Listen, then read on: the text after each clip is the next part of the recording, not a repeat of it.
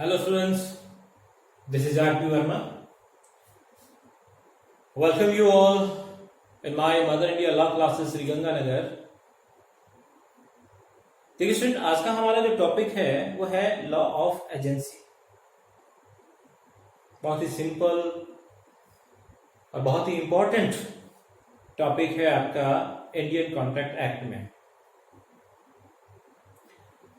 MGSU university के जो students हैं LLB पार्ट फर्स्ट में, उनका जो सेकंड पेपर है वहां पे आपका ये टॉपिक कवर होगा। जो हमारे बीकॉम के स्टूडेंट्स हैं उनका तो कॉन्ट्रैक्ट का पेपर है, बहुत इंपॉर्टेंट टॉपिक है उनके लिए ये।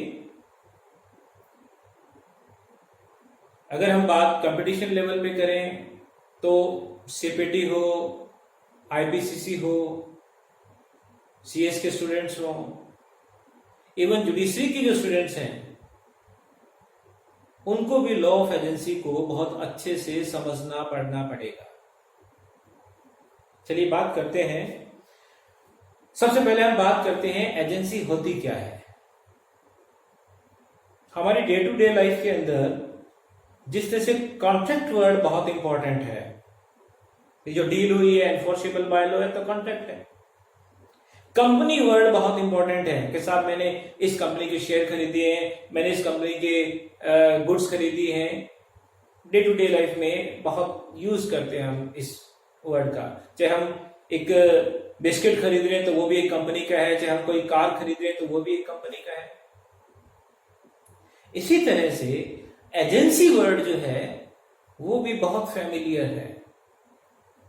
भाई आज न्यूयॉर्क की कोई कंपनी है और राजस्थान, पंजाब, हरियाणा या इंडिया के किसी पार्ट में अपना कोई प्रोडक्ट सेल कर रही है।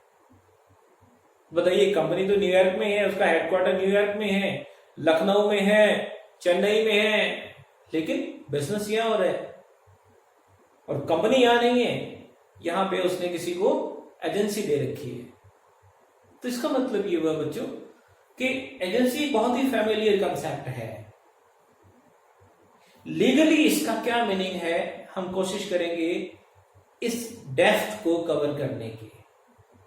तो एजेंसी को समझने से पहले हम बात करते हैं basis of law of agency.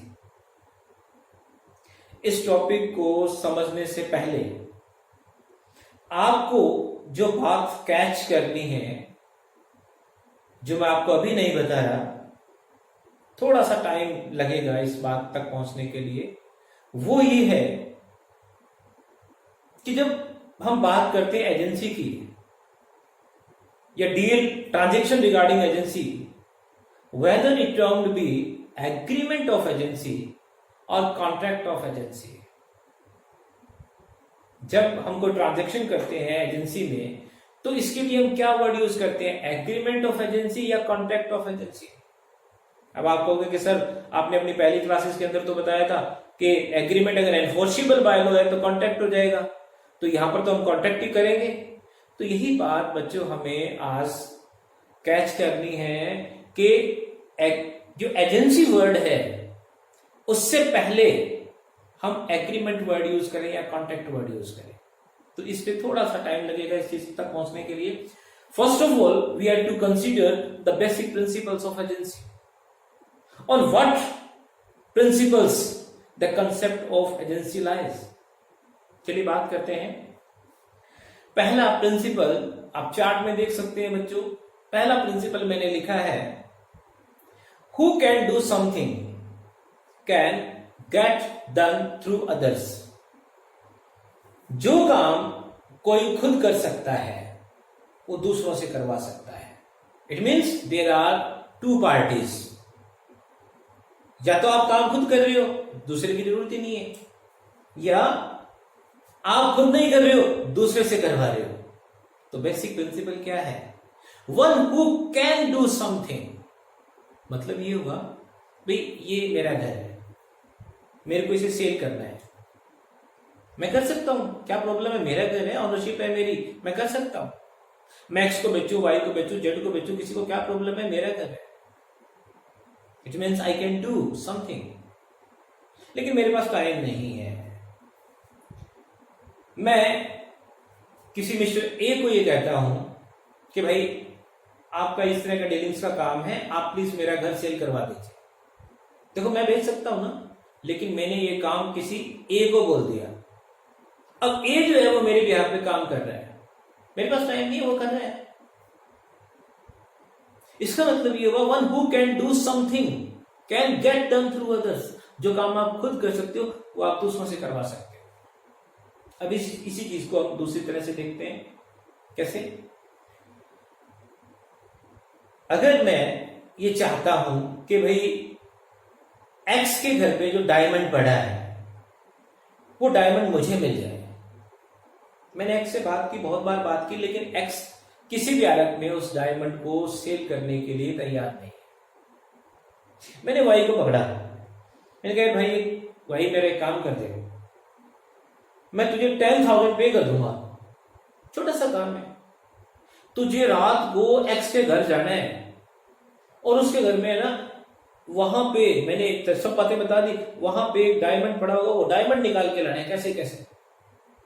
अब बताओ मैं यहां एक्स को क्या करने के लिए कह रहा हूं? ऑब्वियसली आप कहोगे सर आप तो चोरी करवा रहे हो। एक बात बताओ, यहां पे वो चोरी मेरे लिए कर रहा है तो क्या वो मेरा एजेंट हो गया क्या? अब आप बेसिक प्रिंसिपल पे आ जाओ। One who can do something can get done through others. आप जो काम खुद कर सकते हो वही काम आप दूसरों से करवा सकते हो। अब बताओ क्या मेरे देश का कानून, भारत का कानून मुझे इस बात की परमिट कर रहा है कि मैं चोरी करूं, मैं मर्डर करूं, मैं कोई डकैती डालूं? जब मेरा देश का कानून मेरे को इस चीज के लिए परमिट नहीं कर रहा तो इसका मतलब मैं ये काम खुद नहीं कर सकता, तो क्या मैं दूसरों से करवा सकता हूं? No, not at all. बड़ी सिंपल सी बात है बच्चों। हम सिविल लॉ पढ़ रहे हैं, इंडियन कॉन्ट्रैक्ट एक्ट क्या है? सिविल लॉ पढ़ रहे हैं, तो इसीलिए जब भी आपसे क्वेश्चन पूछा जाए कि लॉ ऑफ एजेंसी जो है वो सिविल ट्रांजेक्शन में एप्लीकेबल होता है कि क्रिमिनल ट्रांजेक्शन में, तो आपका आंसर होना चाहिए सिविल ट्रांजेक्शन में। इसीलिए बच्चों जो क्रिमिनल मैटर्स होते हैं उसमें अगर आप किसी से कोई क्राइम करवा रहे हो तो वो जो क्राइम करने वाला है वो भी लायबल है। खाली इस तरह नहीं कि वो तो साहब बेचारा एजेंट है और उसकी क्या गलती है, गलती तो करवाने वाले की है। No, never. तो दोबारा समझिएगा, one who can do something can get done through others. If you can not do that thing, आप किसी दूसरे की भी हेल्प नहीं ले सकते। चलिए अब बात करते हैं दूसरे प्रिंसिपल की। दूसरा प्रिंसिपल ये कहता है if you can do through others, law presumes that you did the same. देखिएगा मैंने लिखा है who does through others does himself. जब आप कोई काम दूसरों के थ्रू करते हैं, हमारा कानून यह मानता है कि वो काम आपने किया है। आप समझिएगा इस बात को। The both principles are complementary to each other. पहला प्रिंसिपल यह कहता है कि आप जो काम कर सकते हो कानूनन वही दूसरों से करवा सकते हो, और दूसरा प्रिंसिपल क्या कहता है, अगर आप दूसरों से काम करवा रहे हो तो हमारा कानून मानेगा कि वो काम आपने किया है। मेरा ये मकान है, मैंने एक कहा भाई तुझे इस मकान को बिकवाना है, चलो कह दिया। अब वो इस मकान को सेल करवा रहा है, मेरे भी आप पे करवा रहा है ना, तो कल को उसने सारी काम करवा दी। अब इस मकान की रजिस्ट्री जो बायर है उसके नाम होगी, तो ये लायबिलिटी किसकी है? मेरी है ना। तो कल को अगर कोई लायबिलिटी क्रिएट हो गई तो ऐसी सिचुएशन के अंदर फंसेगा कौन? मैं, ना कि मेरा एजेंट, क्योंकि उस बेचारे ने तो मेरे कहने से काम किया। And we are not going to commit a crime, एक सिविल मैटर है। तो समझिएगा बच्चों, अगर मैं कोई काम दूसरे से करवा रहा हूं तो कानून की नजर में यह माना जाएगा कि वो काम मैंने किया है। अब यहां पे हमारे पास एक लैटिन मैक्सिम है, क्वी फैसिट एलियम फैसिट पर सी। अब यहां पे इस टर्म को अच्छे से याद कर लीजिएगा। लैटिन मैक्सिम है ये आपकी, क्वी फैसिट एलियम फैसिट पर सी। इसका सिंपल सा मतलब है कि अगर आप किसी दूसरे के थ्रू काम करवा रहे हो और आपका प्रॉफिट हो रहा है, अच्छी बात है, लेकिन अगर आपके कोई लॉस हो रहा है, इस काम में अगर कोई लॉस हो जाए, तो प्रॉफिट अगर आप एडमिट कर रहे हो ना, तो बेटा लॉस के लिए भी आप तैयार हो, लॉस भी आपको ही फेस करना पड़ेगा। तो ये फैसिट वर्ड है ना, इसको थोड़ा सा ध्यान में रखिएगा, तो आपको इसका मीनिंग याद रहेगा कि बेटा प्रॉफिट फेस कर रहा है ना, तो लॉस को फेस करने के लिए भी तैयार रहे, क्योंकि काम किसका हो रहा है? तेरा ही हो रहा है। चलिए बच्चों, तो ये हमारे पास दो बेसिक प्रिंसिपल्स थे आपके लॉ ऑफ एजेंसी को समझने के लिए। पहला प्रिंसिपल, अगर आप कोई काम खुद कर सकते हो तो दूसरों से करवा सकते हो। इसका मतलब हमारा कानून आपको इजाजत नहीं देता क्राइम करने का, तो ना तो आप खुद कर सकते हो ना आप दूसरों से करवा सकते हो। तो इसका मतलब we are talking about civil transactions. फिर दूसरा, अगर वो काम आप दूसरों के थ्रू करवा रहे हो तो हमारा कानून ये मानेगा कि वो काम आप खुद कर रहे हो। अब बच्चों, मैं थोड़ा सा आपको लॉ ऑफ कॉन्ट्रैक्ट से अलग लेके जा रहा हूं। जब हम पढ़ते हैं लॉ ऑफ टॉर्ट्स, क्लेट के स्टूडेंट्स जो है वो थोड़ा ध्यान से देखें, आईपीसीसी के स्टूडेंट्स भी इस चीज को समझें कि जब हम बात कर रहे हैं लॉ ऑफ टॉर्ट की, सीएस के अंदर भी लॉ ऑफ टॉर्ट है, आपका ध्यान रखिएगा। तो लॉ ऑफ टॉर्ट के अंदर जब वाइकेरियस लायबिलिटी की बात होती है ना, प्रतिनिधित्व दायित्व, तो वहां पे भी आपको लॉ ऑफ एजेंसी पढ़ना पड़ेगा। वहां 3 टॉपिक कवर करने होते हैं हमें, मास्टर सर्वेंट, प्रिंसिपल एजेंट, और गवर्नमेंट और एम्प्लॉय। तो वहां पर भी इसका मतलब भाई अपने एम्प्लॉय के काम के लिए गवर्नमेंट लायबल है, अपने सर्वेंट के काम के लिए मास्टर लायबल है, और एजेंट के काम के लिए प्रिंसिपल लायबल है। यही तो कह रहे हैं वो। तो इसका मतलब वो जो वाइकेरियस लायबिलिटी की कंसेप्ट है, वहां पे भी आपकी यही चीज काम आएगी। लेकिन वहां पे ये जो 2 प्रिंसिपल आपके, इनके अलावा भी आपको 2 प्रिंसिपल और समझने पड़ेंगे। एक है रेस्पोंडिएट सुपीरियर और दूसरा है थ्योरी ऑफ एम्प्लॉयमेंट। तो मैं साथ के साथ वो दोनों पॉइंट भी आपके लिए कवर करूं। रेस्पोंडेंट सुपीरियर का मतलब क्या है? भैया देखो, 2 लोग हैं, एक काम करने वाला और दूसरा काम करवाने वाला। अब आप बताओ सुपीरियर कौन है? भैया आप में कहते हो कि वर्मा सर हमारा ये काम कर लो, तो यहाँ पे सुपीरियर कौन है? भाई प्रॉफिट आपको मिलेगा, भाई काम मैं कर रहा हूं, चलो मेरे को आपने कोई लेबर दे दी, अच्छी बात है, काम कर रहा हूं ना, पर प्रॉफिट कौन ले रहे हो? आप ले रहे हो, क्योंकि काम आपका हो रहा है। तो सुपीरियर कौन हो? आप हुए कि मैं हुआ? आप हो। तो बताओ रिस्पॉन्सिबल भी कौन है? आप हो। तो इसका मतलब जो रेस्पेक्टेड सुपीरियर का प्रिंसिपल है वो ये कहता है कि जो प्रिंसिपल है वो रिस्पॉन्सिबल है। फिर तीसरा पॉइंट आपका आता है थ्योरी ऑफ एम्प्लॉयमेंट। ये बच्चों एक्सटेंट ऑफ एजेंसी है। एक छोटा सा एग्जांपल लेते हैं कि मैं मेरे कॉलेज में सुबह 8 बजे से लेकर 2 बजे तक रहता हूं। इन बिटवीन अगर मैं कोई काम कर रहा हूं कॉलेज का, तो कॉलेज के लिए कर रहा हूं, तो मैं खाली एजेंट हूं, कॉलेज मेरा प्रिंसिपल है। ऑब्वियस सी बात है। अपन किसी कंपनी के लिए काम कर रहे हैं तो कंपनी हमारे प्रिंसिपल है, हम उसके क्या है? एजेंट ही है। लेकिन ये तो एक बार टाइम का मामला। अब अगर घर आके मैं कोई काम कर रहा हूं और मैं कुछ गलत करूं तो उसके लिए मेरा कॉलेज लायबल थोड़ी है, क्योंकि मेरा टाइम फिक्स है। तब तक मैं उनका एम्प्लॉई हूं, उसके बाद में थोड़ी एम्प्लॉई हूं। अब अगर मैं कोई गलती करता हूं तो वो क्यों लायबल होंगे? लेकिन मान लीजिए मेरा कॉलेज मुझे किसी काम के लिए बाहर भेज रहा है और उस काम में 2 दिन 3 दिन 4 दिन लगते हैं, तो वो जो 4 दिन लग रहे हैं मैं बाहर हूं, किसके लिए हूं? अपने प्रिंसिपल के लिए हूं। तो यहां पे अब मेरा जो एम्प्लॉयमेंट है वो खाली 8 बजे से 2 बजे तक नहीं है। 4 दिन 5 दिन जितने दिन मैं बाहर रहता हूं, मेरा एम्प्लॉयमेंट एक्सटेंड हो गया कि नहीं हो गया? तो इन बिटवीन अगर कोई भी गड़बड़ होती है तो मेरा प्रिंसिपल लायबल है। सिविल मैटर्स की बात हो रही है, क्रिमिनल मैटर्स को यहाँ पे मिक्स नहीं करने का, ये समझिएगा। तो इसका मतलब ये हुआ कि थ्योरी ऑफ एम्प्लॉयमेंट के अंदर अगर मैं किसी एम्प्लॉयमेंट में हूं, मेरा कोई एम्प्लॉयर है, तो जब तक मैं उसका काम कर रहा हूं, सिविल मैटर्स की बात हो रही है, जब तक मैं उसका काम कर रहा हूं तब तक मैं उसका एजेंट हूं और मेरे हर काम के लिए वो लायबल है। तो चलिए बच्चों, यहाँ पे अगर हम सिर्फ कॉन्ट्रैक्ट की बात करें तो दीज आर 2 बेसिक प्रिंसिपल्स। अब आती है बात, what is the definition of agency. तो इन 2 चीजों को पढ़ने के बाद, इन 2 प्रिंसिपल्स को पढ़ने के बाद में आपको एक बात तो समझ आ गई कि एक काम करने वाला है और दूसरा काम करवाने वाला है। तो जो काम करवाने वाला है उसके पास 3 वेपन है, 3 हथियार है बड़े बड़े। कौन कौन से? Supervision, direction, controlling. भाई आप अगर काम करवा रहे हो तो सुपरविजन आपका है, कंट्रोलिंग आपकी है, डायरेक्शन आपका है, मैं तो सबऑर्डिनेट हूं। तो इसका मतलब हुआ कि ये जो दो लोग हैं इनमें एक तो प्रिंसिपल और एक एजेंट है।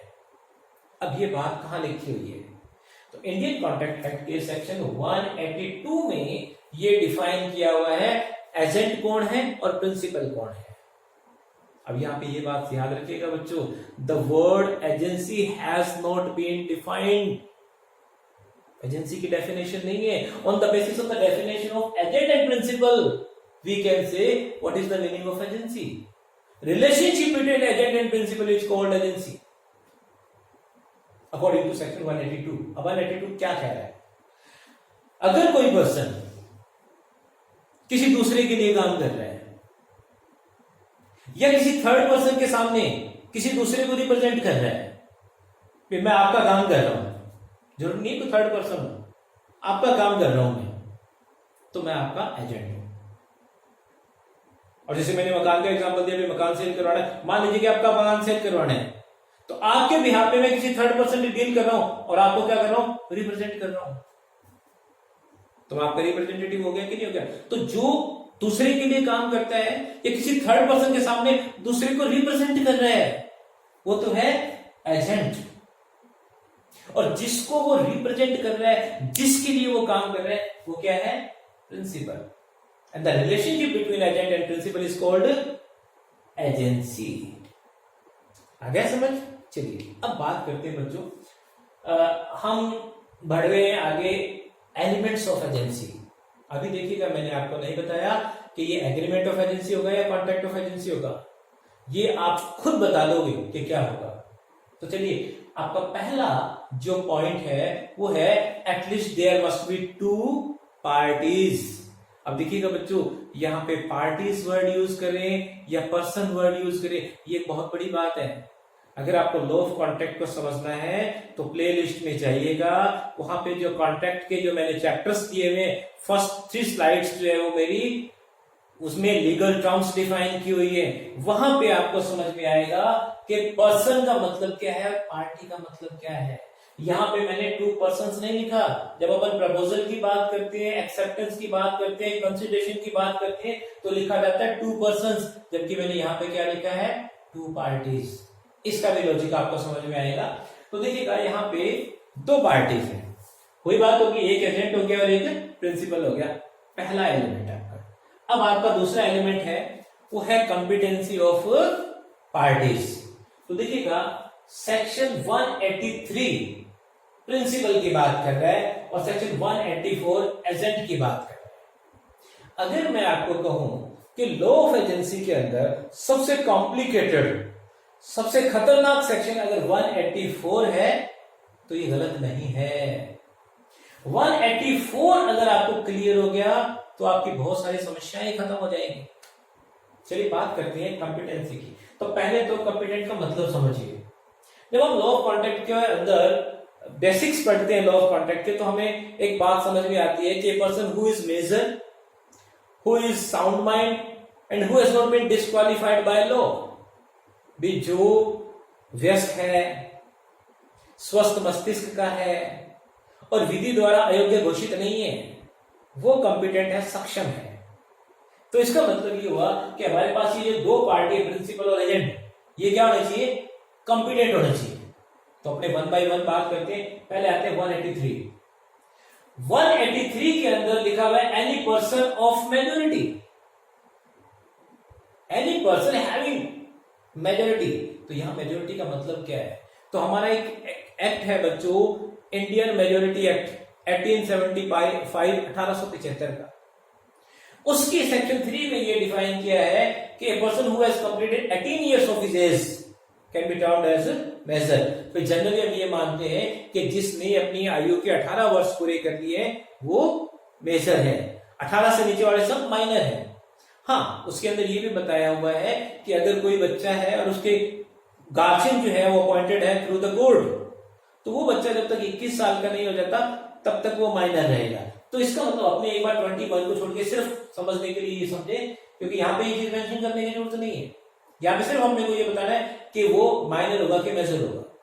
तो यहाँ पे अगर 183 की लैंग्वेज को ध्यान से देखें तो इसमें क्लियर बात ये लिखी हुई है कि जिसने एज ऑफ मेजोरिटी हो वो क्या हो सकता है, प्रिंसिपल हो सकता है। इसी के साथ में इन्होंने लिखा हुआ है कि competent to make a contract. इसका मतलब जो पर्सन कॉन्ट्रैक्चुअल ऑब्लिगेशंस को फॉलो कर सकता है, कॉन्ट्रैक्चुअल ऑब्लिगेशंस को पे कर सकता है, वही आपका प्रिंसिपल हो सकता है। कोई भी हो, लेकिन वो साउंड माइंड होना चाहिए, वो डिस्क्वालिफाइड बाय लॉ नहीं होना चाहिए, ठीक है, और वो मेजर होना चाहिए।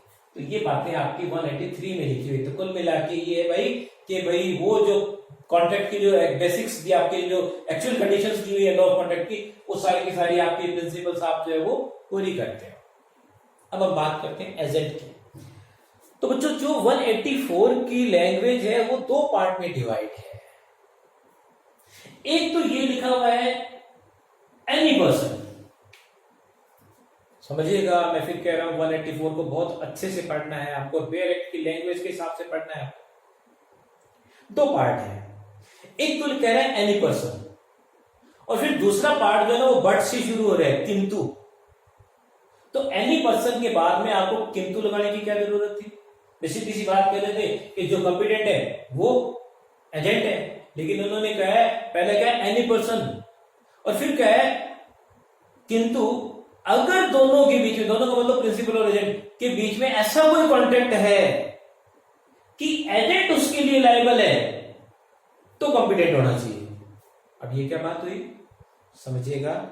एक पार्ट तो ये कहता है कोई भी हो, दूसरा पार्ट ये कहता है अगर यहां पे दोनों के बीच में ऐसा कॉन्ट्रैक्ट है जिसमें एजेंट ने अपने आप को बाउंड कर लिया है किसी कॉन्ट्रैक्चुअल कॉन्सिक्वेंस के लिए, कि जो भी कॉन्सिक्वेंस हो गया उसके लिए मैं लायबल हूं, तो ऐसी सिचुएशन में वो कॉम्पिटेंट होना चाहिए। दो बातें होगी कि एक पार्ट तो ये कह रहा है कि कोई भी हो, तो कोई भी होगा मतलब क्या हुआ, क्या माइनर एजेंट हो सकते हैं क्या?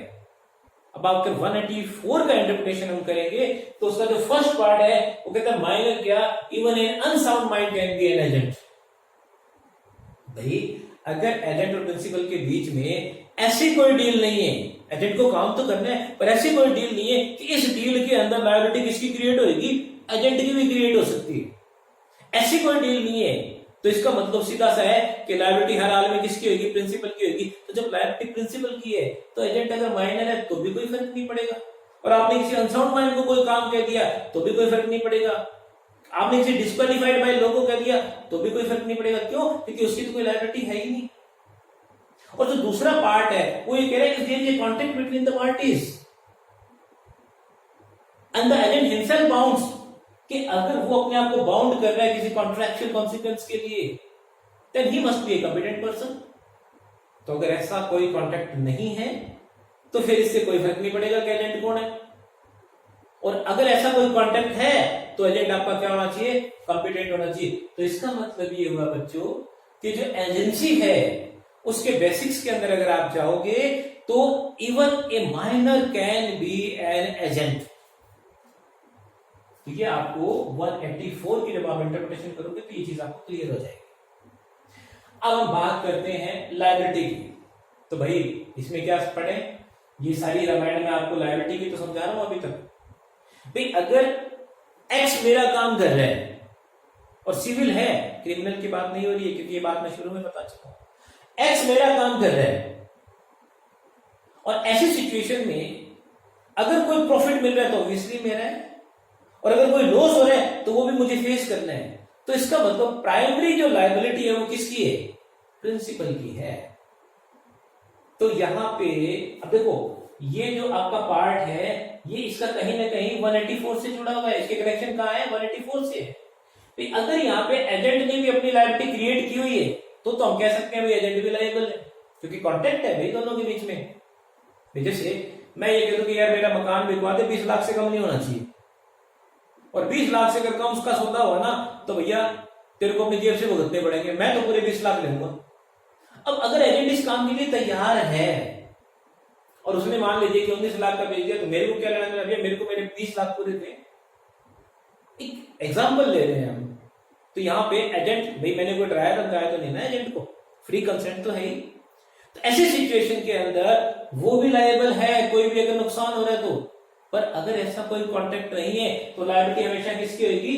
प्रिंसिपल की होगी। लेकिन यहां पे बच्चों मैंने कुछ और बातें भी बताई हैं कि कब अगर ऐसा कोई कॉन्ट्रैक्ट ना भी हो तो भी क्या एजेंट लायबल हो सकता है? क्या बिल्कुल हो सकता है। तो वो देखिएगा, कुछ मैंने जनरली तो ये है कि there is no liability of agent under law of agency. अब कुछ इसके एक्सेप्शंस है। पहला एक्सेप्शन तो वही जो मैं अभी आपको समझा रहा हूं कि अगर दोनों के बीच में कॉन्ट्रैक्ट ही ऐसा है कि बेटा तू भी लायबल होएगा तो तू होएगा ही होएगा, तो पहला एक्सेप्शन तो ये आपका कॉन्ट्रैक्ट का। अब दूसरा एक्सेप्शन देखिए, भाई मैं एजेंट हूं और मेरा जो प्रिंसिपल है वो एक ऑस्ट्रेलियन या कैनेडियन है, या एक अमेरिकन है, या एक ब्रिटिशर है। तो ऐसी सिचुएशन के अंदर अगर कल को सिविल मैटर से कल को कोई लायबिलिटी क्रिएट हो जाए तो उस अमेरिकन को यहां बुला के लाओगे क्या? सोचने वाली बात है। आपने एक सैमसंग का मोबाइल खरीदा, कोई उसके अंदर डिफेक्ट आ गया, आपने कंज्यूमर में कंप्लेंट फाइल कर दी। अब बताओ सैमसंग की कंपनी कहां पे है? क्या वो इंडिया आएगी? क्या वो आपके यहां गंगानगर आएगी? आपने किससे खरीदा है? उसका एजेंट यहाँ पे कहां पे है? यहां पे इंडिया में उसका हेडक्वार्टर कहां पे है? राजस्थान में उसका हेडक्वार्टर कहां पे है? सीधा नोटिस उसको जाएगा या वहां फॉरेन जाएगा? नहीं। तो ऐसी सिचुएशन में अगर विदेशी व्यक्ति या कोई विदेशी कंपनी आपके प्रिंसिपल है तो ऐसी सिचुएशन के अंदर लायबिलिटी किसकी होगी? एजेंट की होगी। ये आपका दूसरा एक्सेप्शन है। फिर आप देखिएगा, तीसरा है अनडिस्क्लोज्ड प्रिंसिपल। मेरे को पता है कि मैं एजेंट हूं, मुझे पता है कि मैं किसके लिए काम कर रहा हूं, लेकिन मैं लोगों को शो नहीं कर रहा। मैं खुद ये मान के कोई पूछता है तो मैं कहता हूं यार भाई आपको क्या लगेगा, आप तो मेरे से डील करो। मतलब मैंने अपने प्रिंसिपल को किसी के सामने डिस्क्लोज ही नहीं होने दिया। तो कल को अगर ऐसी कोई सिचुएशन क्रिएट होती है तो एजेंट इज पर्सनली लायबल। ये आपका तीसरा एक्सेप्शन है।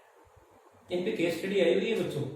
उसके बाद में इनकॉम्पिटेंसी, भी मैं किसी मिस्टर एक्स के लिए काम कर रहा हूं लेकिन बाद में पता लगता है कि वो तो डिस्क्वालिफाइड बाय लॉ है। पहले पता नहीं था, बाद में ये बात डिस्क्लोज हो रही है या बाद में ही बिकम्स इंसॉल्वेंट और अदरवाइज। तो अगर यहां पे ये पता लग जाए कि भाई प्रिंसिपल जो है वो इनकॉम्पिटेंट है लेकिन एजेंट जो है वो माइनर नहीं है, वो अनसाउंड माइंड नहीं है, वो डिस्क्वालिफाइड नहीं है, तो भाई कौन लायबल हो जाएगा? एजेंट लायबल हो जाएगा। लेकिन मान लीजिए कि जो प्रिंसिपल है वो भी इनकॉम्पिटेंट है और इधर एजेंट जो है वो ऑलरेडी जो है वो इनकॉम्पिटेंट है, तो फिर कोई किसी तरह की डील काउंट नहीं होगी दही भैंस पानी में। अब आप आ जाओ प्रिटेंडेड एजेंट।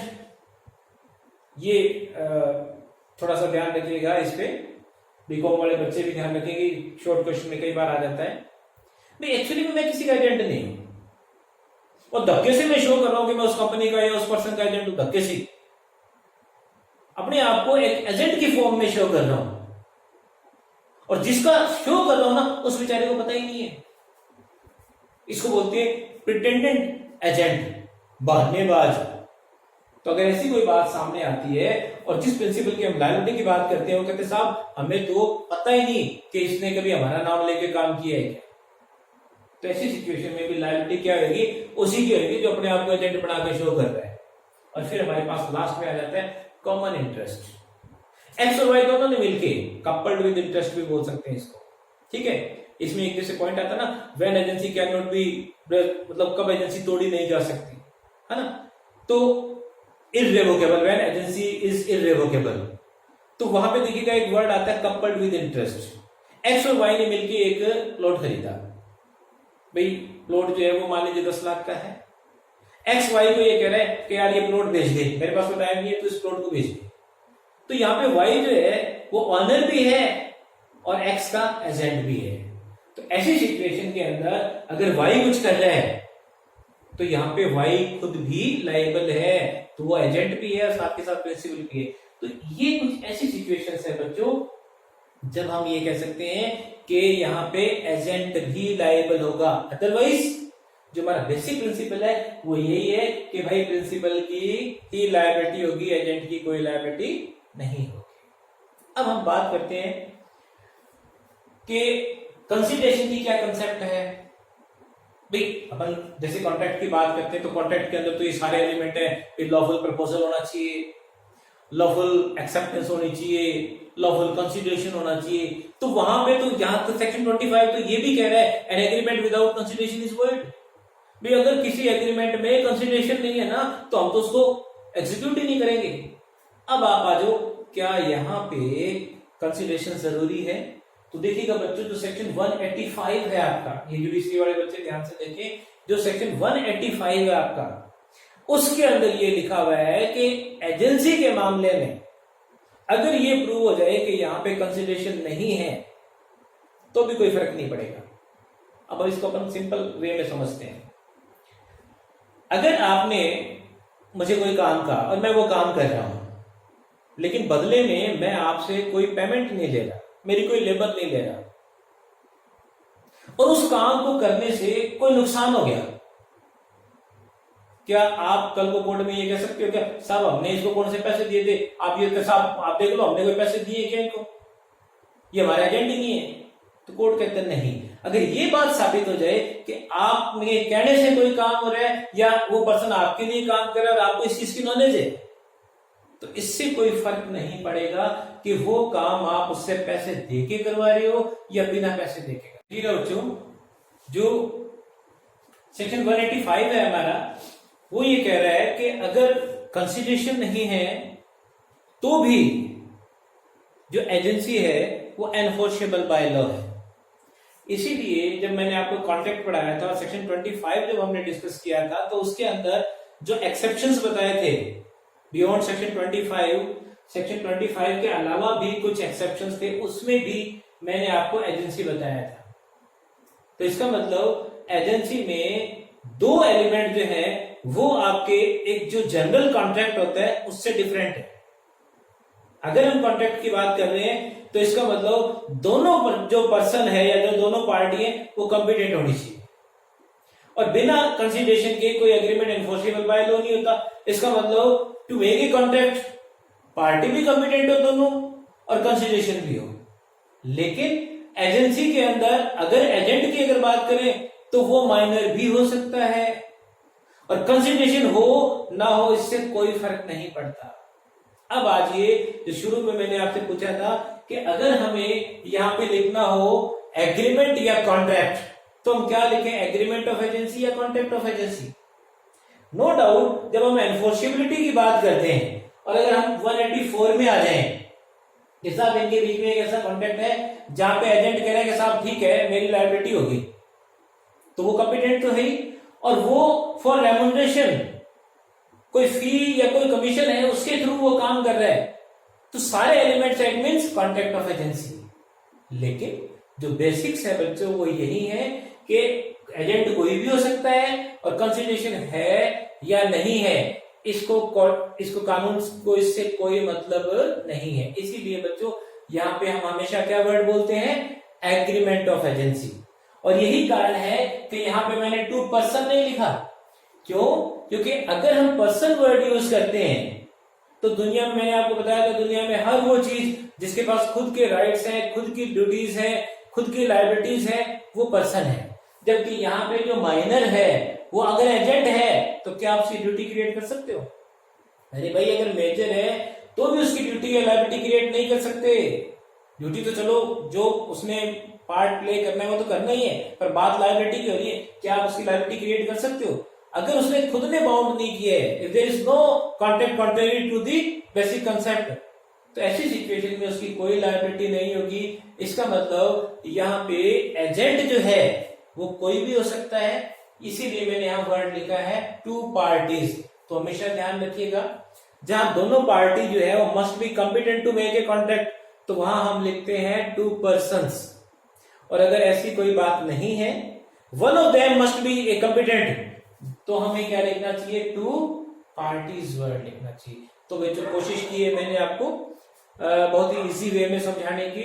एक बार इसको दोबारा फिर अच्छे से देखिएगा। इसी का नेक्स्ट पार्ट है आपका modes of creation of agency, जो हम नेक्स्ट क्लास में करेंगे। Thank you.